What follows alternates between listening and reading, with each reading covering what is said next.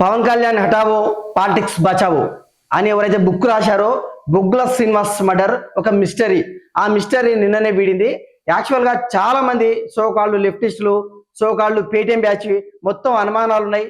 అవసరమైతే ఈయన చావు వెనకాల, ఈయన హత్య వెనకాల ఒక పెద్ద కుట్రనే జరిగింది. పవన్ కళ్యాణ్ గారిని ప్రశ్నించాడు కాబట్టి సనాతనవాదుల హస్తం ఉందనేది చాలా మంది యూట్యూబర్స్ వీడియో చేయడం, అదేవిధంగా వైఎస్ఆర్సీపీ అఫీషియల్ పేజెస్ లో కూడా ఏం జరిగింది, మిస్టర్ ఏంది అని చాలా మంది కూడా ప్రచారం చేశారు.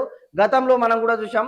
ప్రవీణ్ పాడాల ఎవరైతే పాస్టర్ ఉన్నాడో ఆయన చనిపోతే డీజీపీతో సహా కొన్ని వందల మంది పోలీసులు వందల కొద్ది సీసీ ఫుటేజ్ తీసుకొచ్చినా కూడా లేదు, ప్రవీణ్ పగడాల గారిని హిందువులే చంపేశారని మూర్ఖంగా వితండవాదం చేశారు.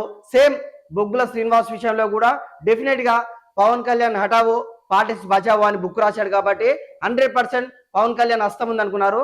కానీ విషయం ఏంటంటే పవన్ కళ్యాణ్ గారి పైన బుక్ రాసింది 2014లో. ఒక్క స్థానంలో కూడా ఎమ్మెల్యేగా గెలవనప్పుడు అప్పుడే ఏదైనా జయించాలి.